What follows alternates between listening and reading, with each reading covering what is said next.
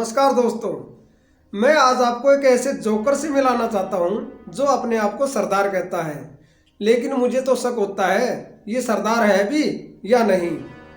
आपने वो बगैर तली का लोटा तो देखा होगा जो कभी इधर लुढ़क जाता है कभी उधर लुढ़क जाता है, तो ये सरदार भी कुछ इसी तरह का बगैर तली का लोटा है। सत्य बोलता हूं, जबान काट के कोई फेंक देगा, फड़फड़ाते हुए भी सत्य बोलेगा और सच का ही मोल है। ये आपको फैसला करना है, आपको निर्णय करना है। सरदार मनमोहन सिंह, आगे आगे मनमोहन सिंह, पीछे चोरों की बारात। कोई तुलना है ना सरदार ना असरदार। मुझे शक होता है कि सरदार भी है कि नहीं है। लोग नाराज होते हैं। राजीव गांधी कहता था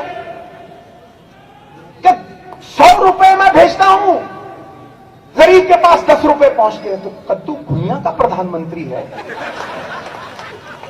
100 रुपए भेजता हूं तो 10 रुपए पहुंचते। नरेंद्र भाई कहते हैं 100 रुपए मुझे दो, मैं 110 रुपए गरीब के पास पहुंचाऊंगा। बोलो पहुंचा? ये है महाराजा रंजीत सिंह, है नरेंद्र भाई मोदी। आज भी नरेंद्र भाई मोदी कहते हैं कि हिंदुस्तान को सोने की चिड़िया बनाना है, और कांग्रेस वाले कहते हैं हिंदुस्तान को सोनिया की चिड़िया बनाना है। ठोको ठोको ताली ठोको, सच बोल रहा हूं।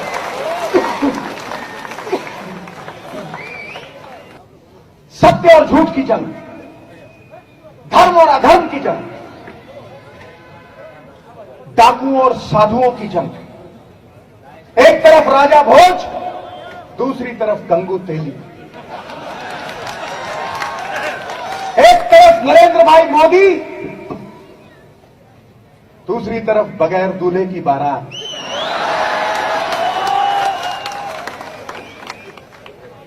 कांग्रेस मुन्नी से ज्यादा बदनाम है।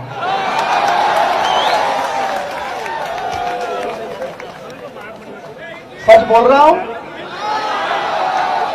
तो ठोको ताली। कांग्रेस मुन्नी से ज्यादा बदनाम है और शीला से ज्यादा नीलाम है। 10 साल नरेंद्र भाई मोदी के और 60 साल इस कांग्रेस पार्टी के, तराजू में तोल के देखो।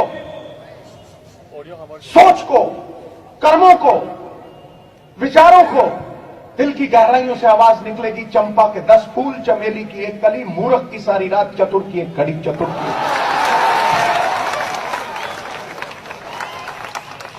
गुलशन गुलशन फूल खिले हैं, पंख लगे विकास को। जिसने स्वर्ग ना देखा हो वो देखे आके गुजरात को।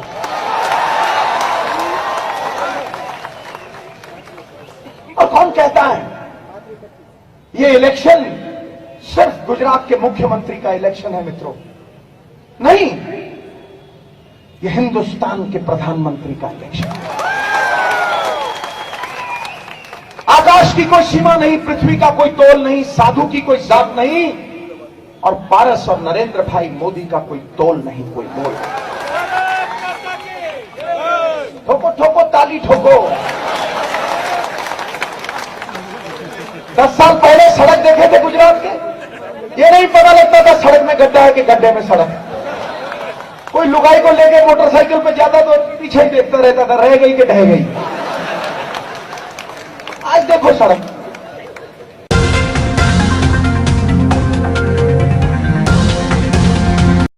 These are 18 contracts in 16 countries. 18 बड़े अग्रीमेंट करके आए हैं, और ये सारे अग्रीमेंट प्रेफरेंशियली सरकारी कंपनियों के होने चाहिए थे। सबसे पहले रशियन विजिट 2015 में। अंबानी साहब 2015 में ही एक मरी हुई कंपनी खरीदते हैं, 7,500 करोड़ में मरी हुई, बैड डेट वाली, और रिलायंस डिफेंस उसका नाम होता है। और वो पहला ही कॉन्ट्रैक्ट 1 महीने बाद 23 दिसंबर 2015 को रशिया में Almaz Antey, the maker of an air defence system, यह डील है $6 बिलियन की साथ। $6 बिलियन की डील पहले ही महीने रिलायंस डिफेंस को प्राइम मिनिस्टर साहब के साथ जाके, और उनकी फोटो हैं, पहले ही दिन मिलती है। उसके बाद मोदी साहब फ्रांस जाते हैं, फ्रांस जाके ऑफसेट पार्टनर बनाते हैं अंबानी साहब को, और 30,000 करोड़ की डील मिलती है। 18 फ्लाईओवर जहाज आने थे, बाकी टेक्नोलॉजी ट्रांसफर होनी थी और हिंदुस्तान में वो जहाज बनने थे, हिंदुस्तान में वो एम्प्लॉयमेंट मिलनी थी। लेकिन सारे के सारे 36 फ्लाईओवर आते हैं और इतना बड़ा धब्बा लगता है, आज तक प्रधानमंत्री ने जवाब नहीं दिया। 10 रुपए के पेन का पक्का बिल मांगते हैं प्रधानमंत्री साहब, और राफेल के बिल पे बिल बिलाते हैं। ये ठोक के कह रहा हूं, पहले भी कह चुका हूं, कोई जवाब नहीं आया उनका। वैसे तो अगर जवाब होता तो पहले दिन ही आता है, 10 बंदे प्रेस कॉन्फ्रेंसें करते हैं, लेकिन यहां कोई जवाब नहीं आया। उसी जगह फ्रांस में टैक्स डेट था अंबानी साहब के ऊपर 143.7 million US dollars, euro 1100 crore का डेट 56 करोड़ में सेटल किया फ्रेंच अथॉरिटीज ने। वन टाइम सेटलमेंट हुई और वो पूरी तरह से माफ कर दिया गया। ये नेगोशिएशन के साथ हुआ, जब राफेल के साथ नेगोशिएशन हो रही थी उसके साथ हुआ। ये 1100 करोड़ रुपए माफ करके 56 करोड़ रुपए भरे। फिर स्वीडन गए प्रधानमंत्री साहब के साथ, Saab AB of Sweden, to bid for shipborne unmanned aerial vehicle programme of the Indian Navy. ये सब अनिल अंबानी साहब को सिंगल इंजन फाइटर एयरक्राफ्ट बनाने का कॉन्ट्रैक्ट दिया गया 60,000 करोड़ का। अडानी साहब को, Adani group to bid for single engine fighter aircraft in India, air force की 60,000 करोड़ रुपए। ये सरकारी कंपनियां जिन्हें 50-50 साल का अनुभव था, जिनके पास आज अपने एम्प्लॉइज को तनख्वाह देने के पैसे नहीं है, जो काम ही ये करते हैं, ये उनको वो कॉन्ट्रैक्ट नहीं गया। ये कॉन्ट्रैक्ट अडानी साहब को गया। आगे आइए जी, Israel. In March 2016 Adani group signed with Elbit Istar of Israel to work together in manufacturing and developing unmanned aircraft systems. The Anil Ambani Group signed to develop air-to-air missiles for IAF, air-to-air missiles for about 65,000 crores, 65,000 crore रुपए। भैया DRDO में क्या खामी थी? DRDO को ये contract क्यों नहीं मिला? DRDO क्यों घाटे में चल रही है? 2017 में Reliance defence science an agreement with the US navy. 3 साल में 15,000 करोड़ का मुनाफा है। ये 7th fleet of the American navy.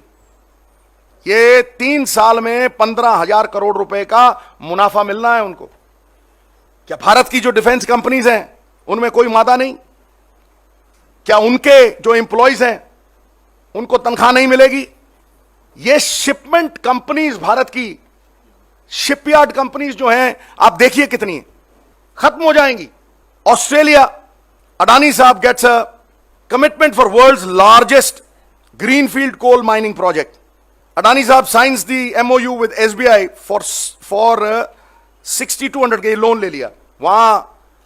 वहां जाके कॉन्ट्रैक्ट साइन किया, MOU साइन किया, और आते ही 62,000 करोड़ का, 6200 करोड़ का लोन ले लिया कोल माइनिंग का SBI से। मलेशिया में जाते हैं, प्रधानमंत्री साहब के साथ जाते हैं, signs an MOU with Malaysia's MMC port for the extension of port Klang and signs an agreement for the development of integrated maritime city on Carey island involving 32 billion US dollars. Iran में 500 million, Mozambique में pulses का contract, Oman में, Myanmar में, China में photovoltaic equipment.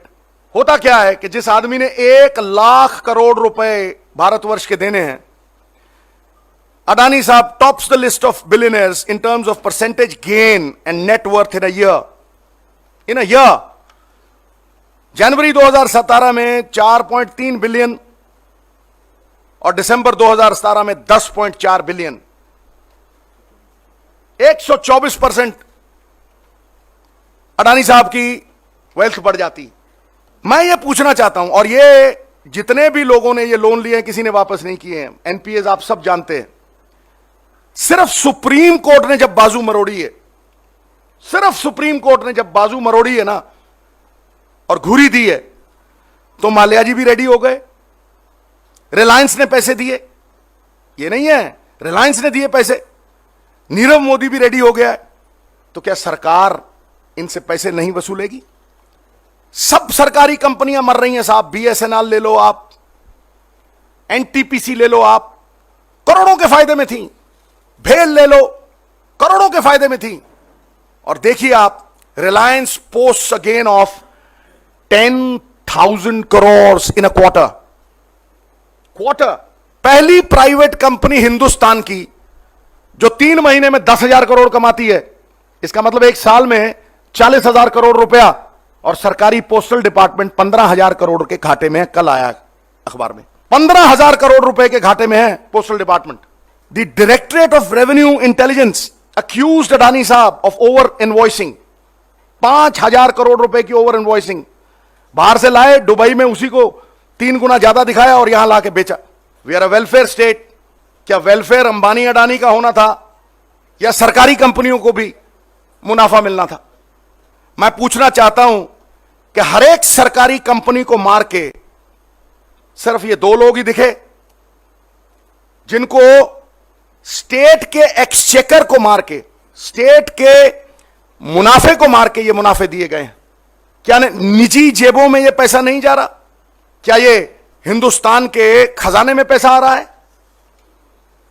मैं ये जानना चाहता हूं, मेरा बड़ा सवाल जो आज प्रेस कॉन्फ्रेंस का है वो ये है कि is the prime minister of India a business development manager for Ambani and Adani? दोस्तों, ऐसे लोगों से सावधान रहें। जय हिंद, जय भारत।